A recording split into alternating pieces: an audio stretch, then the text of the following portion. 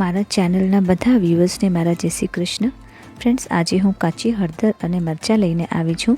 તો ચાલો એનું આપણે અથાણું બનાવીએ. ચાલો રેસીપી શરૂ કરીએ. ફ્રેન્ડ્સ, અહીંયા મેં કાચી હળદર લીધી છે. તો મેં 1 પાવ હળદર લીધી હતી, એમાં થોડીક મેં રાખી દીધી છે અને થોડકનું અથાણું બનાવું છું. અને લીલા ને લાલ મરચાં લીધા છે. તો તમે ખાલી લીલા મરચાં નાખવા હોય તો એમ પણ કરી શકો છો. તો ફ્રેન્ડ્સ, અહીંયા કાચી હળદરને મેં સરસથી વોશ કરી લીધી હતી અને હવે એના છોતરા નીકાળી લઈશું. તો આવી રીતે હલકા હાથે ઘસવાથી એના છોતરા બહુ જ ઇઝીલી નીકળી જતા હોય છે. કાચી હળદરને દૂધમાં ઉકાળીને એને પીવાથી આપણી શરદી, ઉધરસ અને બ્રોન્કાઇટિસ, અસ્થમા જેવી બીમારી પણ ઠીક થઈ જતી હોય છે. તો અહીંયા આવી રીતે મેં છોલી લીધું છે હળદરને. એકવાર હજી મેં એને વોશ કરી લીધું છે અને સાફ કપડામાં એને સરસથી લૂછી લેવાનું છે, તાકી એક્સેસ પાણી એનું સરસથી નીકળી જાય.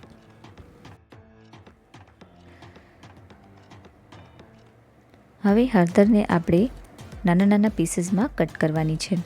તો તમે ગોલ અથવા તો લાંબા કોઈ પણ શેપના પીસમાં કટ કરી શકો છો. હું આવી રીતે ઝીણા ઝીણા પીસમાં એને કટ કરું છું. તો ફ્રેન્ડ્સ, આ કાચી હળદરનું મેં દૂધની રેસીપી બી યુટ્યુબ ચેનલમાં અપલોડ કરી છે. જો તમને બહુ વધારે શરદી, ઉધરસ ને કફ રહેતો હોય તો તમે કાચી હળદરનું દૂધ જરૂરથી ટ્રાય કરી શકો છો. એનાથી ઘણો આરામ પડશે તમને. અને હવે અહીંયા મેં બધી હળદરને કટ કરી લીધું છે આવી રીતે. હવે આપણે મરચાંને પણ કટ કરી લઈએ. તો એના ઉપરથી મેં ડંઠલ નીકાળી દીધું છે અને હાથ મારા એકદમ યલો થઈ ગયા છે, કેમ કે હળદરને કટ કરવાથી હાથ આપણા પીળા પીળા થઈ જતા હોય છે, પણ એ 1-2 દિવસમાં ઠીક થઈ જશે. તો મરચાંને પણ હું આવી રીતે ઝીણા ઝીણા પીસીસમાં કટ કરી લઉં છું. ફ્રેન્ડ્સ, મારા યુટ્યુબમાં એક પ્લેલિસ્ટ છે જેમાં ઘરેલું નુસ્ખા મેં નાખ્યા છે. બહુ જ ઇઝી અને બહુ સિમ્પલ ઘરેલું નુસ્ખા છે. તમે જરૂરથી ચેક કરજો. થઈ શકે તમને કંઈ એમાંથી કામ આવી જાય. તો આવી રીતે મરચાંને કટ કરી લીધા છે મેં. હવે એમાં સ્વાદ પ્રમાણે મીઠું એડ કરી દઈશું. મીઠું થોડુંક હલકું વધારે નાખવાનું છે અને 4 થી 5 લીંબુનો રસ નાખવાનો છે આમાં, એટલે આપણું અથાણું બગડશે નહીં. હવે બધી વસ્તુને સરસથી આપણે મિક્સ કરી લઈશું અને 1 દિવસ માટે આમ જ એને બાઉલમાં રહેવા દઈશું.